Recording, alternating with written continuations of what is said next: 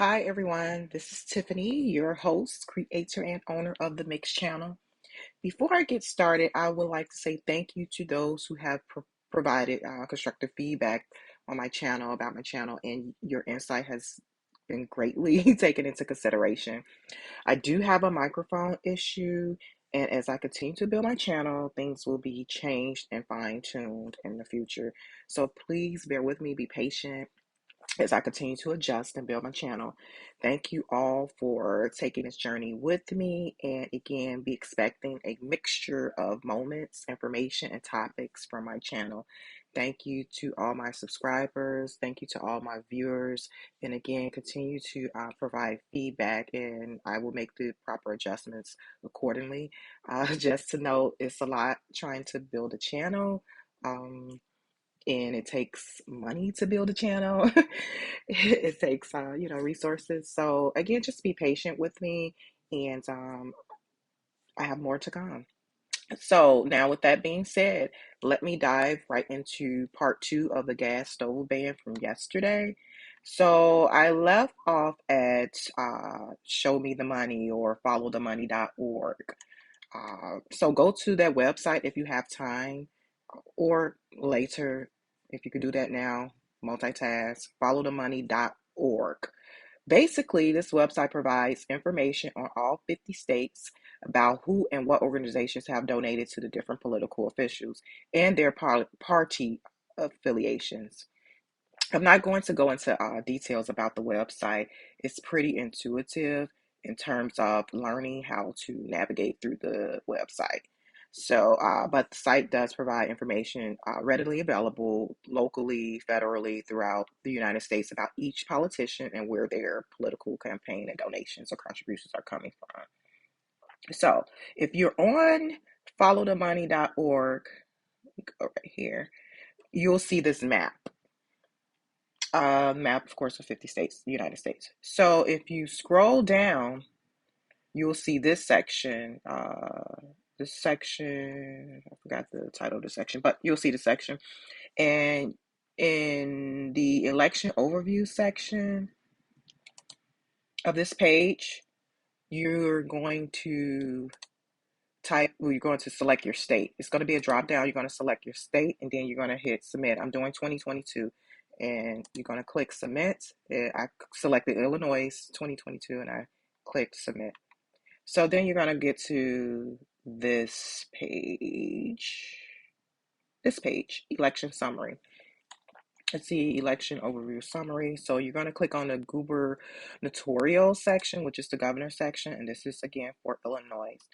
And it will bring you to a list of candidates. And the first one is J.B. Pritzker, because I'm using Illinois as an example.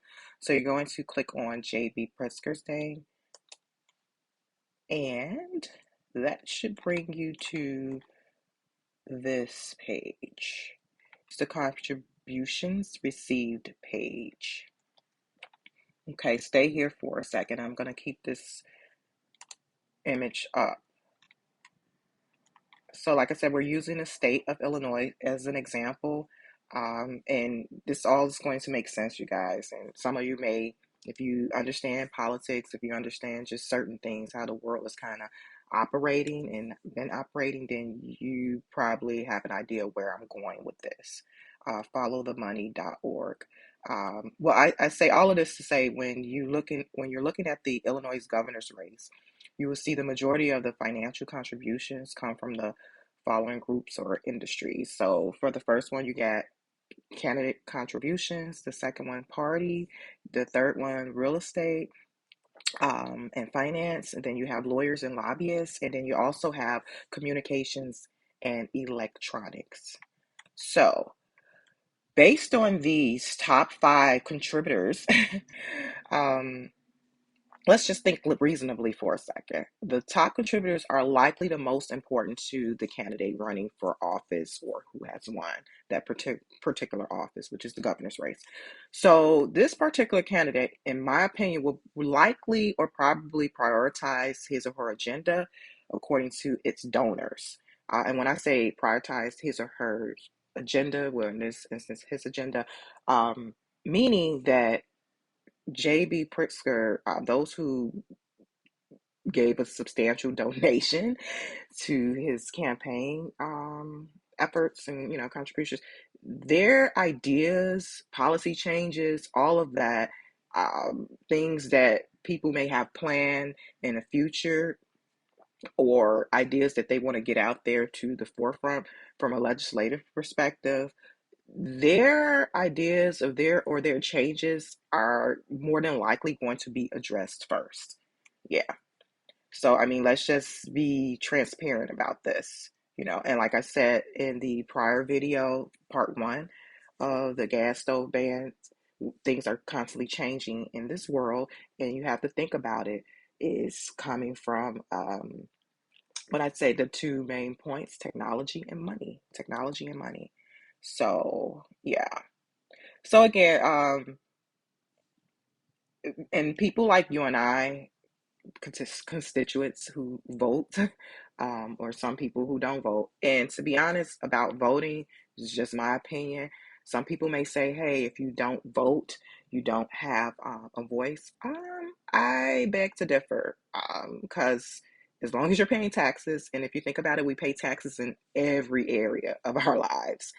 And some people, just say a teenager in high school, they can't vote. If you're 15 years old, you can't vote, but you get a job or a part-time job while you're in school, you're paying taxes. So come on now. Yeah. So I just feel we all have a voice, whether you're voting or not. The youth, their voice matters as well, because they are our future. And even if you're in your 30s and 40s and 50s and do not vote, I still believe you still have a voice. Hey, you're paying taxes, at payroll taxes, you're paying federal taxes, FICA taxes, all of those type of different taxes. You go into the grocery store, you're paying. Just think about all the amount of taxes that you're paying on a daily basis. Even just going out to the grocery store and shopping for your basic essentials. So I mean, even if you don't cast your vote, your voice still matters. You're paying taxes. You're contributing to the your community, through various forms of financial methods involving taxes. So yeah, your voice matters. So I do not believe in the if you don't vote, your voice don't matter. Yes, you still have a constituent over, you still have a representative over your area, over your state, and you have the right to I wouldn't say complain. Well, express your grievances, or express your differences. Differences that does not have to equal division. So yeah. But yeah, back to the map and back to the contributions. Actually, back to the contributions received. So, as I stated, the five top contributions for the governor of Illinois' campaign is the candidate contributions, party, real estate, lawyers, and communications. So again, in my opinion, like I said, it's technology and money that's drastically shaping the world right now at a rapid rate.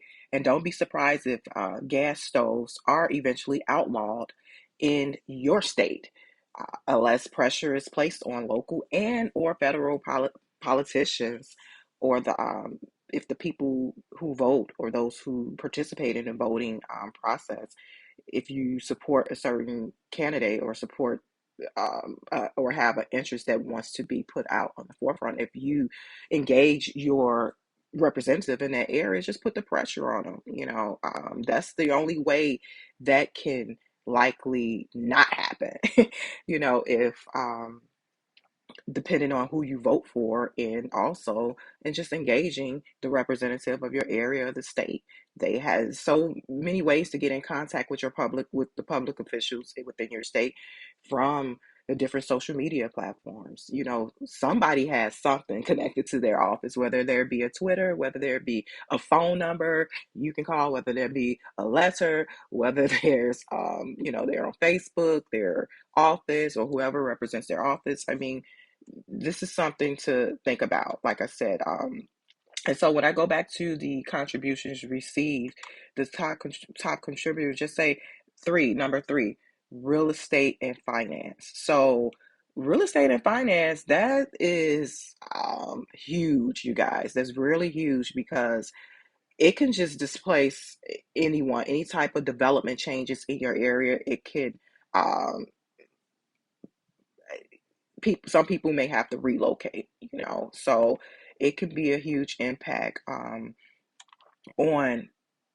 someone's lives if investment firm or company come into play in the area and wants to do some reconstruction or some development. I mean, we're seeing that across the United States, and they're calling it gentrification. So um, again, follow the money.org.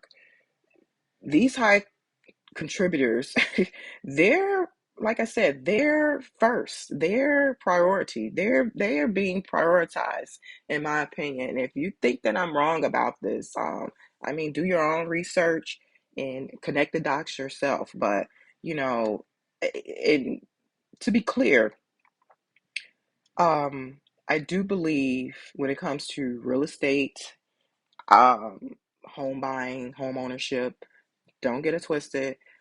I've owned a home. I have owned a home before in the past, and it's a great responsibility. It's a great responsibility. But just because you have a home doesn't mean it's just exclusively yours. Even if you have the title to it and don't owe a mortgage on it, there are local rules and ordinances you must abide by, or the local government can take your home. So that's just something to consider. And it goes back to the people that we're putting in office, or the voters are putting in office. You have to have a strong connection with them, or hey, you have to have the money to find the finance to pour into their campaign for your voice to probably be heard. And again, this is just my thoughts and my opinions, but as you can see, you look at the contributions received for the Illinois governor's race. I mean, I can zoom in on this. You got candidate contributions, and that's the overall party, that I guess that you can call it the machine that pours into the campaign over a period of time. And this map, this contribution received screenshot is, I believe, for the past couple years, the data retrieved from the past couple years. So this is just something to review and look at. Like I said, I'm not going to go into the logistics of the website. I might save that for another video. And then, like I said, you see party affiliation, and those that particular one focuses on those who contribute from pretty much the same party. They own personal contributions. And then you have the finance, insurance, and real estate part um, on this chart. And look how much they've donated to the campaign. So, and that this is big too when you think of finance, insurance, and real estate. That kind of is the blueprint for how communities operate and how communities work. And then you have the lawyers and lobbyists. Oh yeah, you got to have the lawyers and lobbyists. Attorneys wants to ensure that different type of legislations are not being passed adverse to what the type of areas they practice in. So if they're pouring money into this particular governor, I mean, things that are on their list of change or protection. They may want to protect certain laws, it might impact them, their office, their business, their practice. So, pouring enough money into the governor will likely put their ideas or things that they feel strong about high on the list, or things that are already in place, protecting those particular ideas or legislations and things of that nature. So because the governor signs off on things, so this is definitely something to think about, something to ponder on. I really hope you guys receive this information well. Let's get the conversation started in the comment section. What are your thoughts on the topic? Do you agree with the ban on gas stoves or not? And like I said before, just followthemoney.org is a connecting tool or resource you can use. to connect the dots. I would encourage anyone to look at this over throughout the year, before an election, just to see who holds interest in this, what groups holds substantial interest financially into this particular party or politician. We're connecting the dots, and with the connecting the dots, their interests or their ideas will likely be prioritized. And like I said before, when it comes to home ownership, you don't exclusively own your home, because the government can come in and, like I said, as an example, even if you're free and clear, they can come in and impose this and impose that, and this is your home. They can impose these type of rules and regulations and locally for homeowners. So if you think about it, when you go back to the idea of gas stoves being replaced, and you see the governor of New York and the governor of California, they're leading the charge. They're signing off on this. They to outlaw it. So like I said, it's astronomical in terms of, it will be astronomical if you own a multi-unit home or own multiple residential properties and you have to switch out. It could definitely be astronomical. I will be doing a show on real estate and contracts. That's really my niche. And like I said before, just going over the basic real estate contract. I'm going to pull a boilerplate real estate mortgage contract from the internet, and we're going to go over certain sections of it. I think that's important for homeowners to know whether you own whether you have a mortgage on your home or whether you're free and clear on your property. That's important. And no, I am not an attorney. I am not um, a judge or anything of that nature. I'm just, I've taken legal classes before in the past, so I'm just giving my commentary on the subject matter and my research and things of that nature. But like I said before, in terms of home ownership, it doesn't mean that you completely exclusively own, you can do whatever you want to do within your home. For those who didn't know, yeah, it's great. It's a great asset. It's great for generational reasons, but there is great responsibility when you do own a home. And like I said, I was once a homeowner, and will I become a homeowner again? Probably so, but that's not on my agenda right now. Um, because like I said, when you do own homes, and it's not exclusively yours to do whatever you want to do with it. And I mean, because one day the government can say, hey, um, I want to build a road through this community. And what are you going to do? You're going to be forced to sell. You're going to be forced to sell, especially if the right judges are in place, the right attorneys are in place, and the right governor or mayor is in place. So that goes back to um, followthemoney.org. It will give you an idea of where the funds are being funneled, coming from, contribution wise, and it would kind of give you an idea as to who's actually priority on the list, their interests, or just a regular person like you and I, with a regular 9 to 5 or whatever the case may be. But yeah, this is all something to take into consideration. Um, Again, I hope you receive this information well. I want to share one more thing too. I learned a lot from a practical and career perspective in this industry, in the mortgage industry, like real estate, government, and finance. There will be a lot to unpack. So stay tuned, like I said, to more content about that. And like I said, I've learned so much in this area. So I'm excited to share all of that. So please like, share, subscribe, comment. Let's get the conversation started in regards to the gas stove ban topic. Are you for it? Are you against it? I'm probably going to do a poll, but it is very important to understand that gas stoves could possibly be banned in the future, and the expense will be passed on to the homeowner, the multi-property owner. Or, you know what? I didn't think about this. What about the businesses, the commercial businesses, that they will be impacted as well? And I think I said this before in another video or audio, that if you Look at states like New York, Pennsylvania, California. If they lead the charge, if they lead the charge on something new, to which would probably impact society or your community, trust and believe other states, not all, but other states will follow suit. So that's something to keep in mind and to take into consideration as well.